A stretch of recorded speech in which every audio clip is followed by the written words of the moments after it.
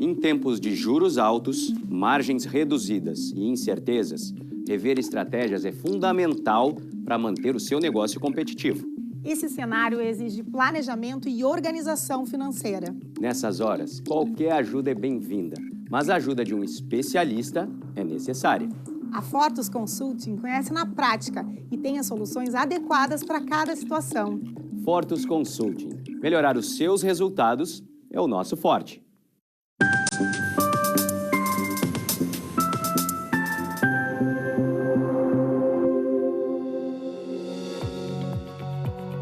Está no ar o programa Papo Certo, com minha apresentação, Amanda de Oliveira e de Evanira Guiar. Olá, tudo bem? Sejam bem-vindos. De segunda a sexta, neste mesmo horário, estamos aqui e falamos sobre empreendedorismo, turismo, política, economia e diversas áreas do direito. No programa de hoje, nós vamos falar sobre o impacto da reforma tributária nas sucessões familiares. Estamos recebendo o nosso convidado aqui, que é o Dr. Walter Nagelstein, que ele é advogado, é ex-presidente da Câmara de Vereadores e também secretário de algumas secretarias do município de Porto Alegre. Muito obrigado pela presença aqui no Papo Certo. Obrigado, Evanira. Amanda, bom estar aqui com vocês. Boa noite aos nossos telespectadores. Vamos falar sobre esse tema importante, que tende a ter algumas alterações também importantes a partir da reforma tributária brasileira. Perfeito, então seja muito bem-vindo à nossa bancada, Walter. Obrigado. E você de casa que nos assiste, venha participar do nosso programa. Ele é interativo. E aí na tela você vê o nosso número 3029 8080. Um rápido intervalo, já voltamos.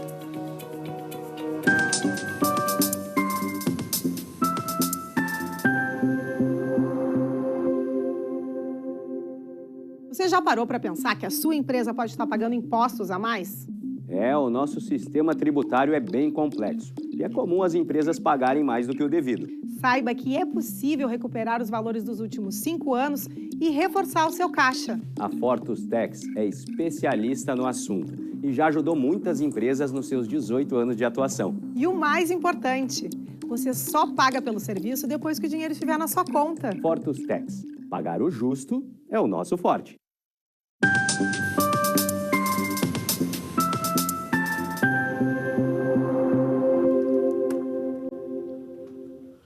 Voltamos com o Papo Certo e eu quero te lembrar que o nosso programa também é transmitido pelo YouTube e Facebook.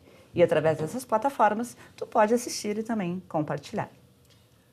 Doutor, então, para começar o nosso papo de hoje, o que essa reforma que está em votação agora no Senado, já aprovado pela Câmara, trará de impacto em relação às sucessões? Evanir, nós ainda não temos como saber a totalidade dos impactos, porque, na verdade, ainda tem a parte do Senado, tem a definição do que a gente chama de vacatio legis, que é o período que leva para que a reforma tributária entre em validade, e a questão do princípio da anualidade também.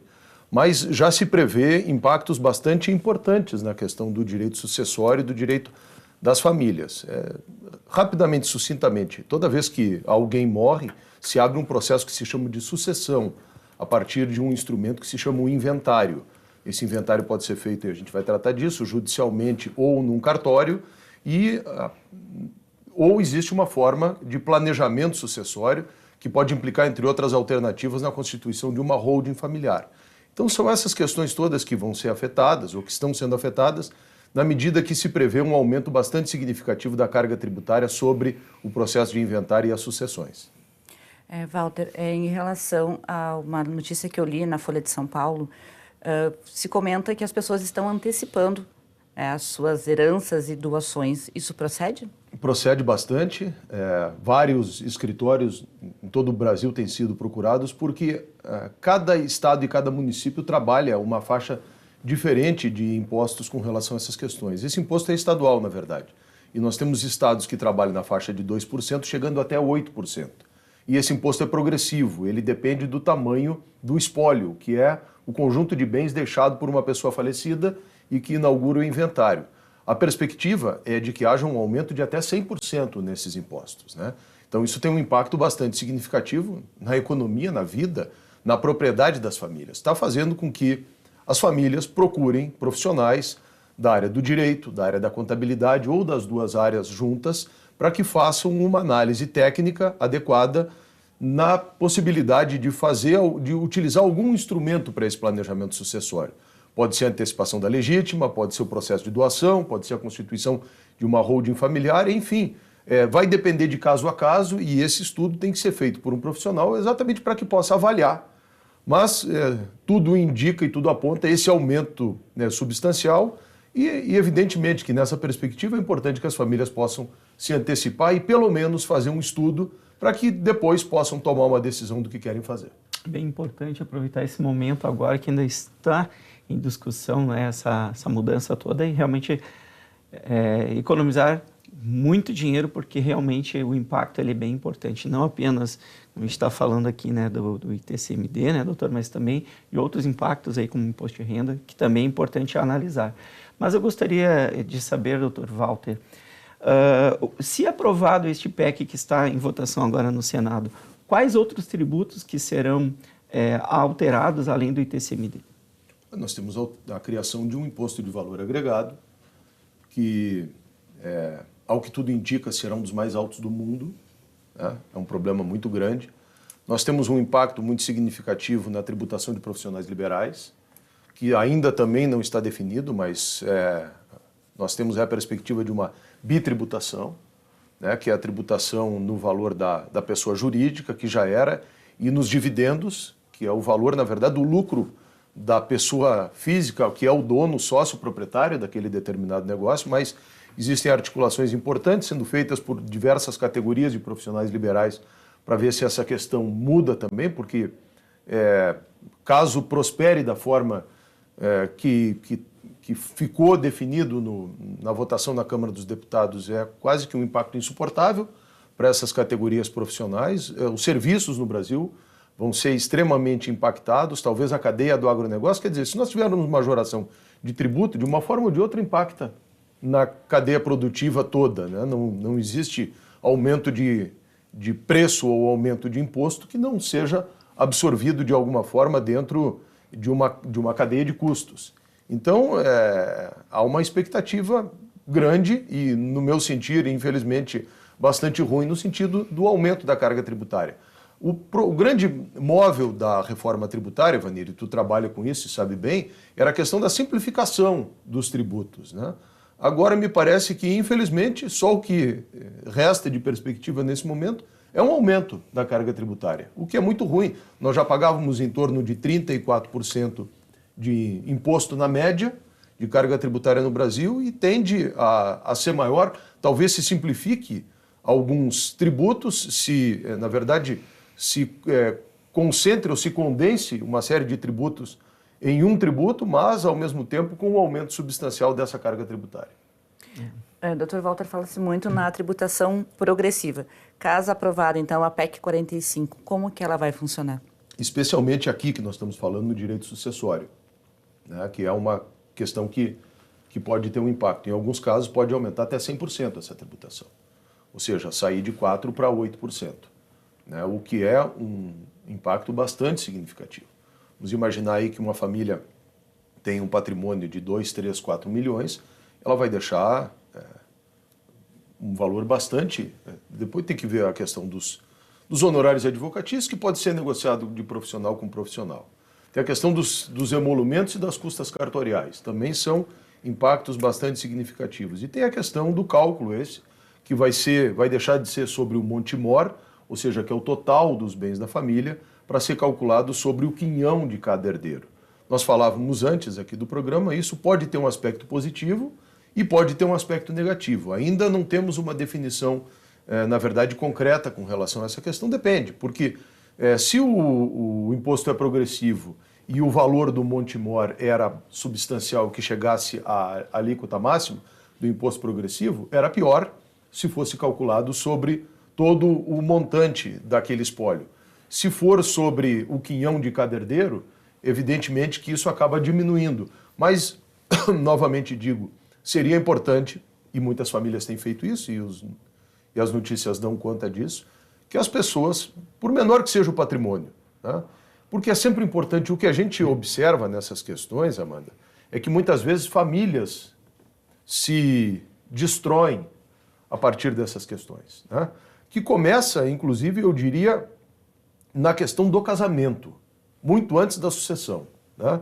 Na questão da formação da relação jurídica de um casal, né? De um eventual pacto pré-nupcial, da escolha do regime de bens, e passa depois pela questão lá no final da sucessão, mas passa também pela questão da blindagem patrimonial de filhos, de uma família que eventualmente tenha bens, tenha uma empresa, tenha negócios, tenha uma propriedade rural. Então, tudo isso é importante, essa avaliação nesse momento, e de novo, que não diga a respeito só à sucessão, mas que comece lá no início de uma relação. Às vezes, um casal apaixonado toma decisões que logo ali na frente têm repercussões bastante negativas. E, de novo, é importante que essas decisões sejam tomadas com cautela, sem o arrobo de paixões, porque o amor é bom, que bom que ele fosse eterno, né, Vanir? Mas às vezes dura pouco e quase sempre sobrevêm problemas que são bastante graves. E esse outro problema, voltando para o nosso assunto inicial, que é o problema das sucessões. Famílias, até então, com relações harmônicas, irmãos, e eu já vi caso de brigarem por detalhes, por as coisas menores possíveis. Né? Uma caneta de estimação. Uma caneta de estimação. Mas está né? rolando na internet um vídeo que eles estão dividindo uma galinha, um peixe, dividindo os bens da avó, Até que era um sítio. Até chega em propriedades rurais, eu já vi isso, daqueles vasos antigos, né, de porcelana, de ficarem brigando de quem vai ser, de quem não vai ser. Então, quanto antes puder fazer isso, quanto antes puder sentar todos os filhos, se for o caso, né, estipular um acordo, até porque, na verdade, isso amanhã depois, e essa precaução todos têm que ter, poupa não só esse desgaste emocional, poupa briga e poupa tempo. Porque se houver um acordo antecipado, se não houver menores, se não houver incapazes, este inventário, inclusive, pode ser feito em cartório, o que é muito mais simples e muito mais rápido, a partir da orientação de um profissional, de um advogado e da ajuda, evidentemente, do agente notarial. Perfeito. E como eu sempre digo, né, Amanda, prevenção, e aqui o Dr. Walter está trazendo para nós aqui, no direito sucessório, exatamente a prevenção. Desde lá o namoro, o casamento... Planejamento matrimonial. Planejamento matrimonial, antecipação, né, de todas essas questões que depois podem trazer um impacto, além de tributário, que é o tema de hoje, mas principalmente aí influenciando a harmonia da família, muito importante. Mas, doutor, voltando aqui no imposto sobre transmissão, causa, mortes e doação, que é aqui no Rio Grande do Sul chamado ITCMD, ele é progressivo em diversas unidades aí da Federação, vários estados, Distrito Federal. Aqui no Rio Grande do Sul também é? Aqui no Rio Grande do Sul, não. Nós temos uma alíquota fixa do imposto, mas é uma discricionariedade. Também a reforma tributária está abrindo essa possibilidade da discricionariedade dos impostos para os estados. Dos estados tomarem essa decisão? Dos estados tomarem essa decisão de majorar e dos municípios também. A diferença é que valerá para todos, diferente do que temos hoje. Também acho que não está definida essa questão. Também não está definido. Nós tínhamos, por exemplo, a questão dos imposto para nós, prestador de serviço, é o ISS. Sim. Cada município operava de um jeito. Ali que está variando. O que estabeleceu aqui no Brasil a famigerada guerra fiscal. Sim. Né, em municípios da região metropolitana, por exemplo, aqui de Porto Alegre, Canoas, com o Eldorado do Sul, brigando, disputando empresas, um aplicava 5, o outro aplicava 2. Estas questões todas, me parece que ainda vão continuar abertas depois da reforma tributária. Mas a intenção da reforma é exatamente acabar com esse tipo de discussão e ter uma regra que vale para todos os estados, aí no ICMS, né, e para a União, para os municípios, perdão, no que trata do ISS. É o que se espera, né? Tomara que é isso que aconteça no final, ainda não sabemos, mas, por exemplo, hoje o inventário pode ser aberto também no local que a família eventualmente decidir e quiser. Hoje, né? No futuro não. No futuro também não vai poder. Então esse é um outro impacto bastante significativo que vai ter. E a ele está condicionada essa questão de poder se definir se vai continuar algum tipo de guerra tributária ou fiscal ou se de fato vai terminar essa guerra tributária. Uma das coisas que está previstas é a criação de um conselho. Na verdade, já existe um conselho hoje que é o CONFAS. Sim. Né? O conselho... Mas não entra o ISS hoje, né? Não entra o ISS. Aí vai ser um grande conselho. Entra o ICMS. Por exemplo, o Rio Grande do Sul tinha uma questão competitiva muito ruim para o estado do Rio Grande do Sul, durante muito tempo, que determinou a evasão de divisas e a fuga de empresas aqui do estado. Muitos empresários se instalaram aqui em Santa Catarina, em outros estados, tinha a questão do diferimento do ICM, que eram questões que tinham que ser moduladas exatamente nesse conselho. Que demorou muito para fazer e perdeu muitas empresas nesse meio. E perdemos muitas empresas nesse período, algumas posições da nossa Secretaria Municipal, também, aliás, estadual de Fazenda e Atuária, muito duras, né? Então nós perdemos competitividade nessa questão. Tudo indica que era necessário mudar tudo isso, né? Tudo aponta para a necessidade de mudar. Agora, com a perspectiva da criação de um tipo de um conselhão, onde essas questões ainda serão dirimidas e discutidas, resta uma grande insegurança. Exatamente. Em relação aos estados que têm alíquota fixa, na sua opinião, aqui no Rio Grande do Sul, ela favorece ou desfavorece os gaúchos? Ela desfavorece em relação àqueles que têm uma alíquota menor do que a nossa, né? Esse é o grande problema da guerra fiscal.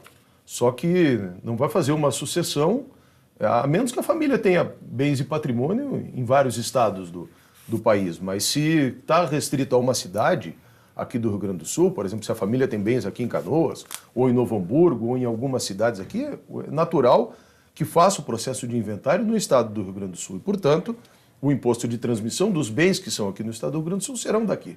Aliás, que é uma condição antes da conclusão do inventário que se apresente as negativas com o recolhimento dos impostos, a certidão.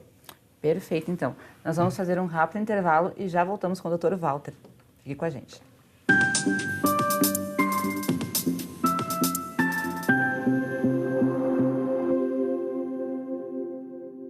Tá difícil encontrar o profissional certo para a sua empresa? Precisa de alguém detalhista para aquela vaga no financeiro? Quem sabe um criativo para o marketing? Ou ainda, alguém focado em resultados? A Fortus RH utiliza técnicas de seleção e processos estruturados, realizando entrevistas, aplicando provas e testes específicos. Tudo isso para buscar a pessoa certa para a vaga certa. Fortus RH. Conectar pessoas é o nosso forte.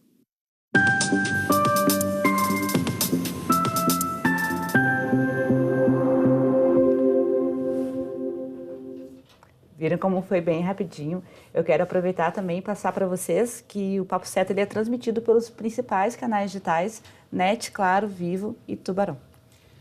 Dr. Walter Nagelstein, e qual a diferença em percentuais do que nós temos hoje do ITCMD e o que está sendo previsto aí daqui para frente com a reforma aprovada? A possibilidade de aumentar 100%. 100%. Ou até mais, né? Que em estados que trabalham com 2%, nós podemos chegar a 8%. Nossa, então multiplica 3 vezes, 4 vezes. Chegar a 8%. Então, de novo, insisto no ponto, é muito importante que as famílias se precavejam, procurem um contador e um advogado e pelo menos façam um estudo a respeito dessas questões. Também é muito importante que o chefe da família possa sentar com todos os seus herdeiros e discutir essas questões, né? Como nós dissemos no primeiro bloco, antecipa e elide uma série de problemas. Excelente sugestão. E de que forma esses valores vão ser cobrados? Isto é na guia que é feita, né? O momento que são feitos os formais de partilha, se verifica e agora tem essa outra mudança, né? Que é sobre o Monte Mora e agora sobre o quinhão de cada herdeiro. Definido o quinhão de cada herdeiro, se cobra um imposto de 8% sobre esse quinhão. E hoje, quem tem direito a essa isenção, doutor? Bom, isenção é relativa ao tamanho do patrimônio, né? Existem, para isso depende também de cada local, mas dependendo, 100 mil, alguma coisa nesse sentido, algumas pessoas têm direito, inclusive à gratuidade das custas e emolumentos nos cartórios, né? Mas essa gratuidade de custas e emolumentos nos cartórios depende de uma declaração, normalmente, de uma situação de vulnerabilidade social daquela pessoa, daquela família. Às vezes para a transmissão de um bem unifamiliar, de uma casinha que a família tenha. Não é o caso, evidentemente, do que nós estamos tratando aqui, de famílias que têm uma preocupação com 5, 6, 7 imóveis, uma propriedade rural, ações e uma série de outras questões que compõem o patrimônio daquela família e que, de novo, como nós estávamos falando, pode gerar algum tipo de disputa e pode fazer com que a família tenha que entregar uma parcela significativa daquele patrimônio para o Estado, né? E fazendo planejamento familiar, ninguém está falando aqui em sonegação fiscal, sim, mas um direito de que as pessoas têm de poder através dos instrumentos legais e dos profissionais adequados, diminuir o máximo possível os impostos que tem a pagar. Muito bem destacado, doutor. Muitas vezes se fala em planejamento, algumas pessoas podem confundir com uma evasão fiscal. O que está se falando aqui é dentro da legalidade, se enquadrar na hipótese mais econômica aí para os contribuintes. Eu vou dar um exemplo que não tem a ver com o nosso assunto aqui, mas nós vimos que alguns salgadinhos, por exemplo, no Brasil, mudaram de denominação. Passaram a ser biscoito. E por que isso? Porque, na verdade, é uma orientação tributária, de um profissional tributário. Porque dependendo do produto que usa, se esse produto, por exemplo, está incluído dentro hoje da cesta básica e tem isenções, a tributação final daquele produto é menor. Se a gente pega uma empresa de massas, de biscoitos, ou de bolacha, ou de doces, ou de chocolate, por exemplo, que é intensiva em açúcar, ou de refrigerante, a Fruc aqui, né? É um alimento. E é intensiva num determinado insumo, e esse insumo tem uma isenção tributária, essa isenção, então, tem que ser apropriada. E aí, então, entra uma orientação de um profissional. E pode representar, no final das contas, uma diminuição significativa do valor do imposto que aquela empresa tem a pagar. Lá para o consumidor final, inclusive. E também porque nunca dá para esquecer que quem paga a conta somos nós. Final. Pessoas físicas, as pessoas jurídicas, elas cobram, sim, incluem no seu custo, no preço, e repassam. Quem paga a conta é o consumidor final. Se o empresário puder ter um produto mais barato para o consumidor final, ele vai aumentar a sua competitividade no mercado. Na verdade, isso beneficia a todos. Tem uma frase do Montesquieu a respeito disso, que é o pai do Estado moderno, que ele dizia o seguinte: o Estado não deve tirar das necessidades reais das pessoas para atender às suas necessidades imaginárias. O que a gente tem visto no Brasil, e independentemente de questão política, eu tenho a minha posição, mas não é o caso aqui, é que há uma visão de um Estado cada vez maior. Tá? E há um ideário político que governa o país nesse momento que defende essa questão de um Estado cada vez maior. Bom, nós precisamos saber se nesse Estado cada vez maior os serviços públicos chegam de fato no cidadão, se há uma justiça tributária ou se, ao contrário, esses recursos estão sendo perdidos nos escaninhos ou apropriado pelas corporações. O senhor está trazendo exatamente um ponto que, na minha opinião, eu sou totalmente favorável a uma reforma tributária. Não estou dizendo que esta seja a melhor ou a ideal, mas a gente não pode esquecer nunca da reforma administrativa, porque é exatamente isso. Não adianta equacionar uma questão tributária, de burocracia que se quer, e aquele recurso, aquela economia para o país voltar para o próprio Estado e não ser direcionado para o bem-estar da população.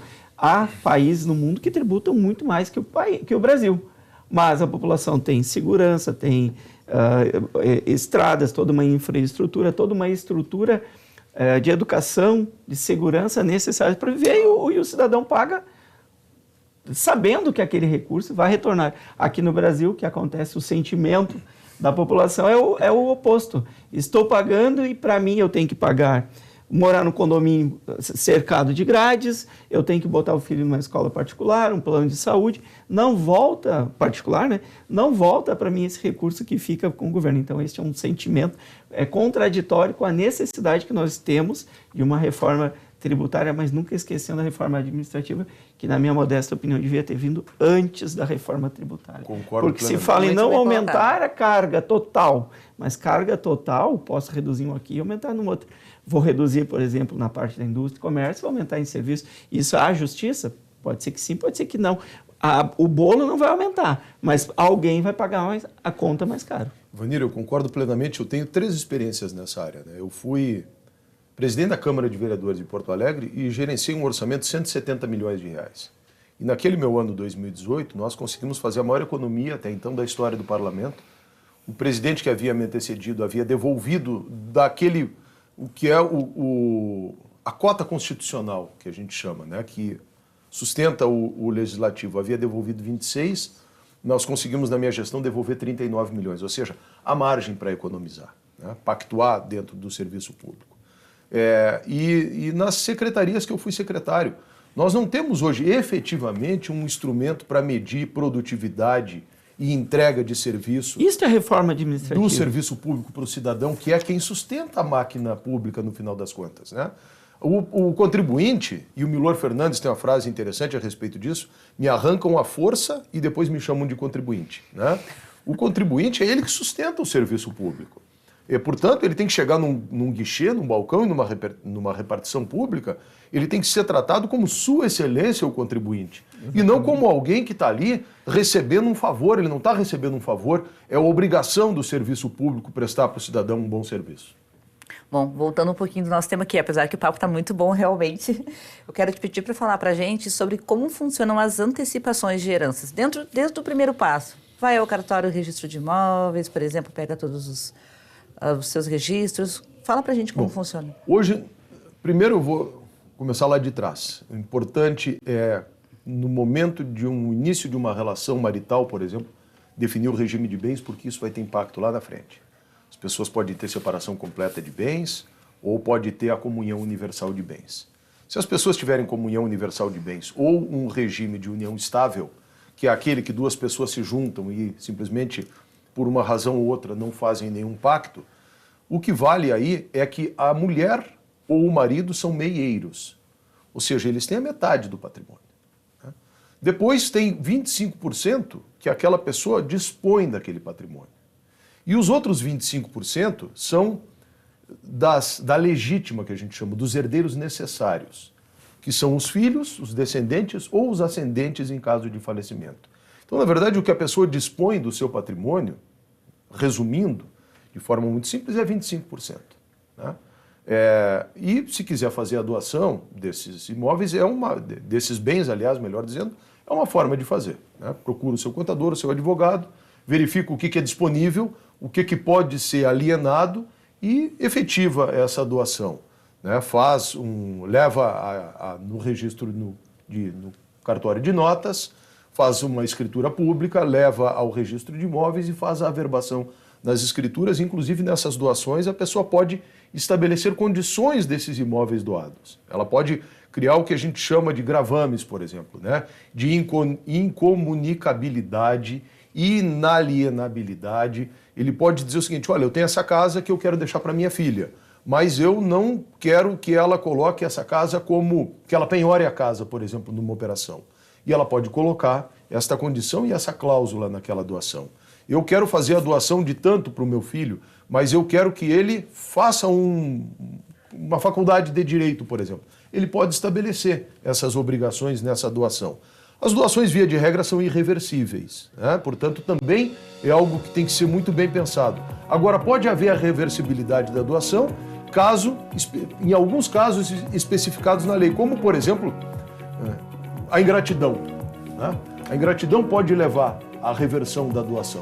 Nós vamos ter que voltar outro dia conversar com o Dr. Walter Nagelstein. Hoje o programa foi curto. Não, passou muito rapidinho. Passou rápido, né? Passou rápido. Muito obrigada pela tua presença aqui conosco. Estamos às ordens aqui. Muito obrigado a vocês pelo convite. Uma boa noite a todos. É uma satisfação estar contigo aqui, Evanir, Amanda. Muito obrigado. Eu agradeço a vocês de casa que nos assistiram e nosso programa está na íntegra lá no YouTube do Papo Certo. E amanhã às 7h30 estaremos aqui também. Então, às 20h30, mais um Papo Certo inédito para vocês. Papo Empreendedor com Gustavo Calef. Até lá!